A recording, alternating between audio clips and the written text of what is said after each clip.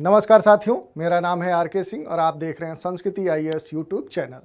आज हम बात करने वाले हैं जो एससी कैटेगरी है, यानी कि जो अनुसूचित जाति है, उसी के अंतर्गत उसके उपवर्गीकरण की। क्योंकि जो वर्तमान सरकार है, या कह सकते हैं कि जो मोदी सरकार है, वो कोटा नीति पर कार्य कर रही है। और इसी के अंतर्गत क्या है कि सरकार एससी श्रेणी के भीतर एक अलग प्रकार के कोटा को लाने की नीति पर कार्य कर रही है। और मुख्य रूप से जो सरकार का उद्देश्य है इस कोटा नीति को लाने का, कि जो एससी श्रेणी है या इस श्रेणी के अंतर्गत जो कुछ प्रभावशाली समुदाय हैं, उन्हीं तक एससी कोटे के जो लाभ है वो सीमित न रह जाए। क्योंकि ये अलग अलग समयों पर विभिन्न देश के क्षेत्रों में ये मांग उठती है कि एससी श्रेणी के अंतर्गत जो अलग अलग समुदाय हैं, उनमें क्या है कि लाभों का असमान वितरण है। यानी कह सकते हैं कि कुछ समुदायों का आरोप है कि इस श्रेणी के अंतर्गत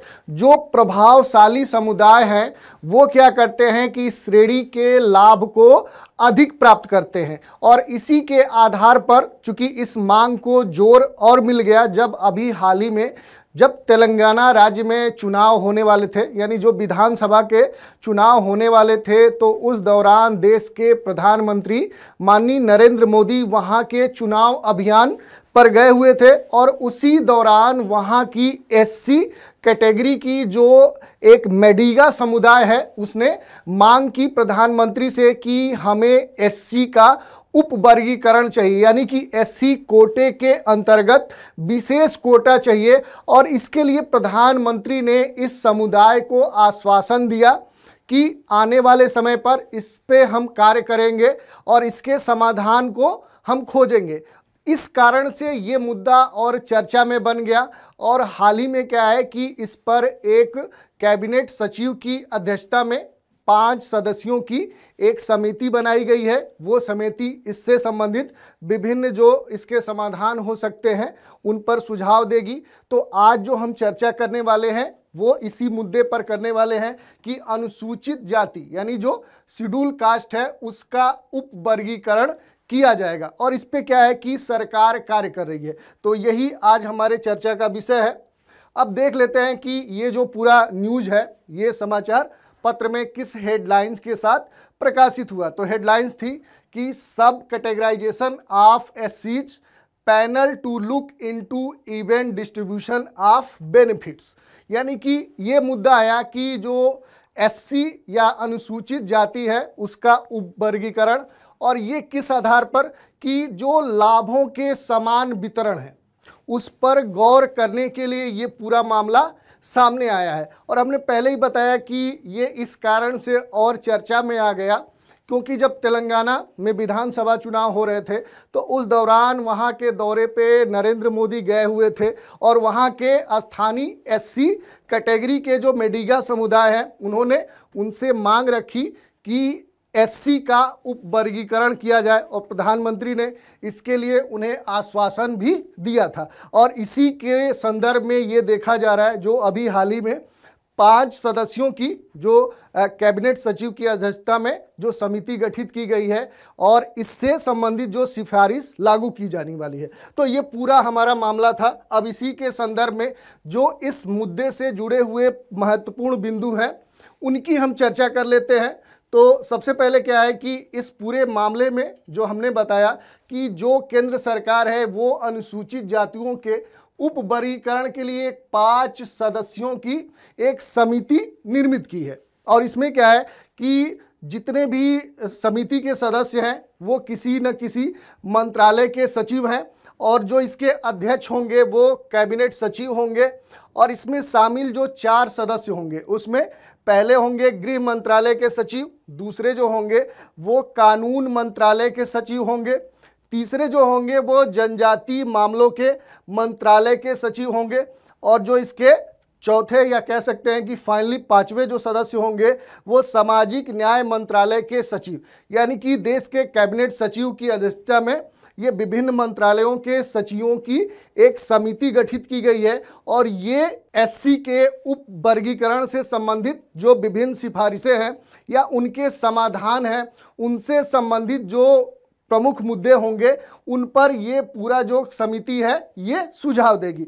तो ये मामला था। इसी के साथ अगर हम बात करें कि ये जो समिति है, इस समिति के जो प्रमुख कार्य कौन से होंगे, तो देखिए ये जो समिति है ये देश के अलग अलग क्षेत्रों में या जो एससी जातियां हैं उनके बीच जो सबसे पिछड़े, सबसे वंचित समुदाय हैं या जो देश में अलग अलग क्षेत्रों में इस प्रकार के समुदाय हैं, उनसे संबंधित जो लाभ, योजनाओं और पहलों के संदर्भ में जो समान वितरण नहीं है या उनको समान वितरण प्राप्त करने के लिए एक पद्धति या उससे संबंधित मूल्यांकन पर कार्य करेंगे।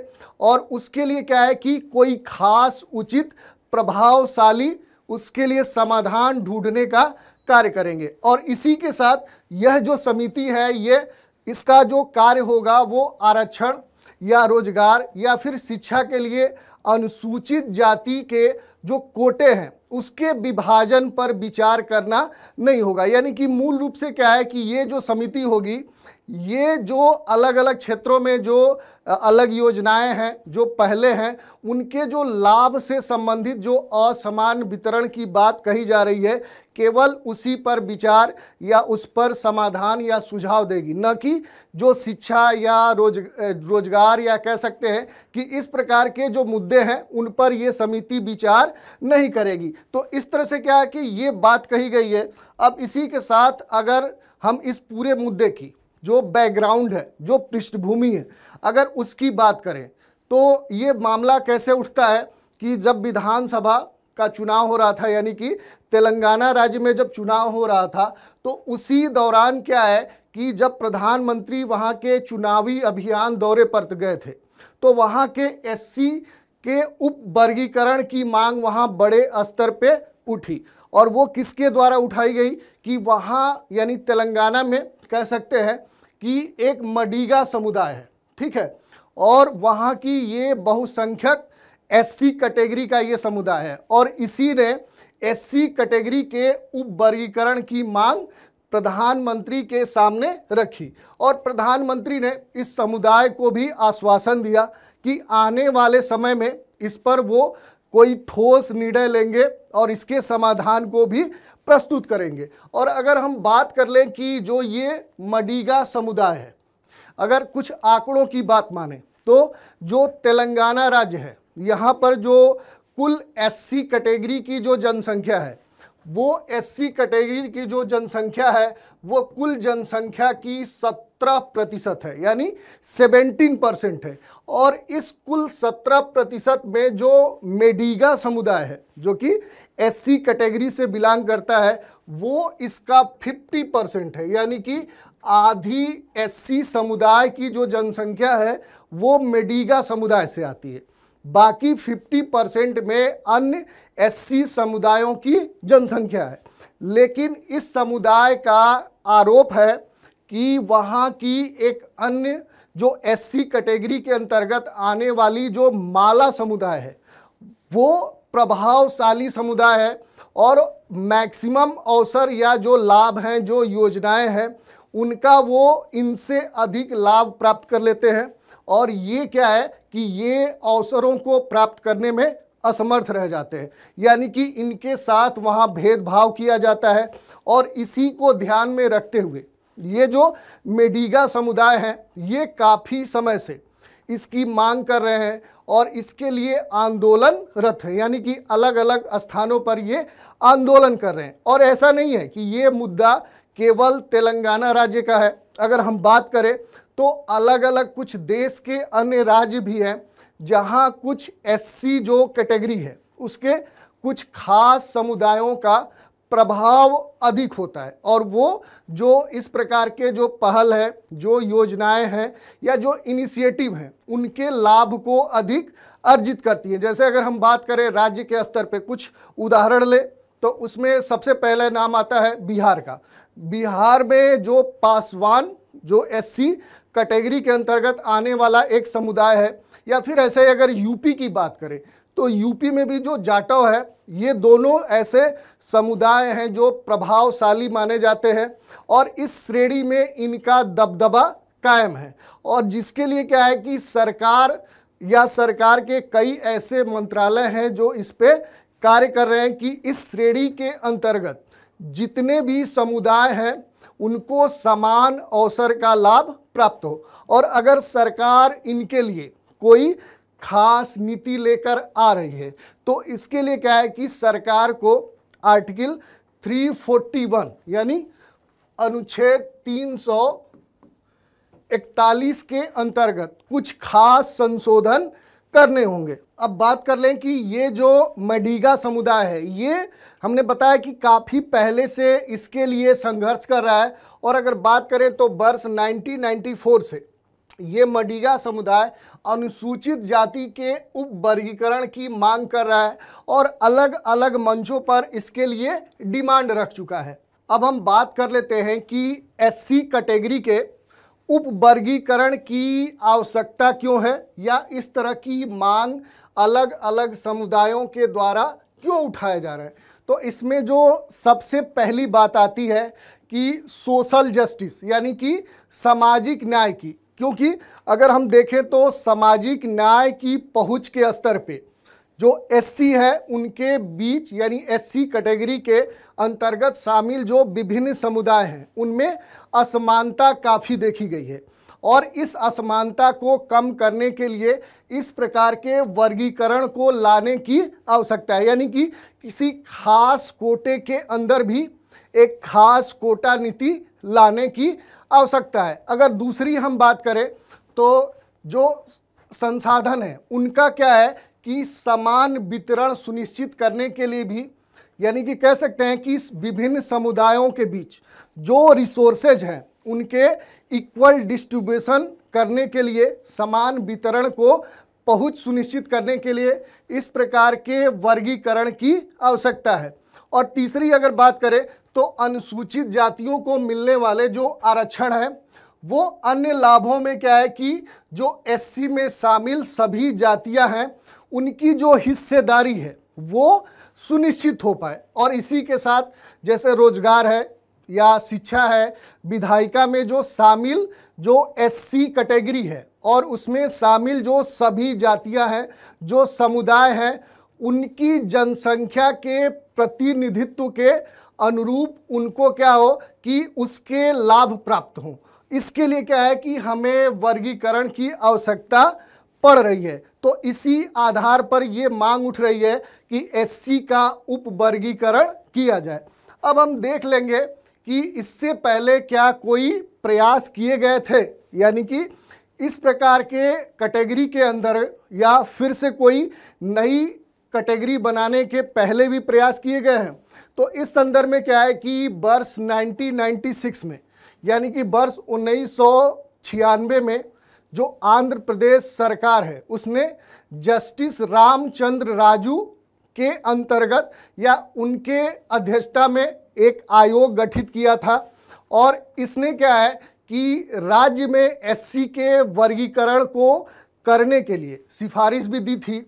लेकिन जब राज्य सरकार ने इसको कानून को लागू करने की सिफारिश की तो ये पूरा जो मामला था ये कोर्ट में चला गया, यानी कि न्यायालय में चला गया, और सुप्रीम कोर्ट ने वर्ष 2004 में इससे संबंधित कुछ निर्णय दिए। निर्णय क्या थे कि जब सरकार के पास एससी का वर्गीकरण करने का कोई भी अधिकार नहीं है, लेकिन संविधान के अनुसार ये कानून संसद द्वारा बनाया जा सकता है या फिर राष्ट्रपति के आदेश के अनुसार इसे लागू किया जा सकता है। तो इस प्रकार का क्या है कि सुप्रीम कोर्ट का डिसीजन आया, और इसी के बाद क्या है कि वर्ष 2020 में पंजाब राज्य और जो अन्य बनाम दविंदर सिंह का मामला था, इसमें सुप्रीम कोर्ट की जो 5 न्यायाधीशों की खंडपीठ थी उसने फैसला सुनाया कि राज्य पहले से ही अनुसूचित जो एससी एसटी की सूचियां हैं उनमें छेड़छाड़ किए बिना लाभ की मात्रा के आधार पर निर्णय ले सकता है। तो ये महत्वपूर्ण है कि इसमें यह कहा गया कि किसी भी एससी या एसटी कैटेगरी की जो सूचियां हैं, जो कैटेगरी हैं, उनमें बिना कोई छेड़छाड़ किए ही क्या है कि लाभ की मात्रा यानी कि लाभ पहुंचाने के आधार पर क्या है कि कोई निर्णय लिया जा सकता है। और इसी के साथ सुप्रीम कोर्ट के वर्ष 2004 और वर्ष 2020 के निर्णयों के बीच विरोधाभास होने के कारण वर्ष 2020 में इस मामले को सुप्रीम कोर्ट की एक बड़ी बेंच के पास भेज दिया गया। और इसके बाद सुप्रीम कोर्ट की जो 7 न्यायाधीशों की संवैधानिक पीठ ने इस मामले की सुनवाई करने वाली आने वाले समय में। तो क्या है कि ये अभी सुप्रीम कोर्ट के पास पूरा मामला गया हुआ है। क्या आने वाले समय पर इस पर सुनवाई होगी, क्या सिफारिश आएगी, क्या डिसीजन आएगा, वो देखने वाली है। लेकिन अभी क्या है कि फिलहाल एससी कैटेगरी के अंतर्गत कुछ अलग प्रकार की कोटा नीति बनाने के लिए सरकार ने कैबिनेट सचिव की अध्यक्षता में 5 सदस्यों की एक समिति गठित कर दी है, जो क्या करेगी कि इससे संबंधित कुछ सुझाव देगी और समाधान प्रस्तुत करने की बात करेगी, ताकि क्या हो कि ऐसी जो समुदाय हैं यानी कि एससी कैटेगरी के अंतर्गत कुछ ऐसे पिछड़े हुए या कह सकते हैं कि जिनको अभी भी इस कैटेगरी के समान अवसर या जो विभिन्न पहले हैं उनके लाभ प्राप्त नहीं हो पा रहे, तो वो उनको प्राप्त हो सके। तो ये हमने चर्चा कर ली, जो पूरा मुद्दा था कि अब एससी का उपवर्गीकरण किया जाएगा। इसी टॉपिक पर एक प्रश्न ले लेते हैं। प्रश्न क्या है कि जो मडिगा समुदाय है ये किस राज्य से संबंधित है। ठीक है, यानी कि जो ये एससी कैटेगरी के अंतर्गत मडिगा समुदाय है, इसका संबंध किस राज्य से है। राज्य आपके सामने दिए गए हैं। पहला राज्य है तेलंगाना, दूसरा राज्य है केरल, तीसरा राज्य है तमिलनाडु और चौथा राज्य है झारखंड। तो इस तरह से क्या है कि हमने देख लिया कि एससी के उप वर्गीकरण की जो बात या जो मुद्दा आया है और इस मुद्दे की क्या निहितार्थ है, क्या सार्थकता है और इसके लिए सरकार क्यों प्रयास कर रही है, या अलग अलग देश के विभिन्न क्षेत्रों में, जैसे अगर हम बात करें कि अभी तक जो एससी एसटी है इनमें ओबीसी कैटेगरी की तरह कोई क्रीमी लेयर निर्मित नहीं किया गया है।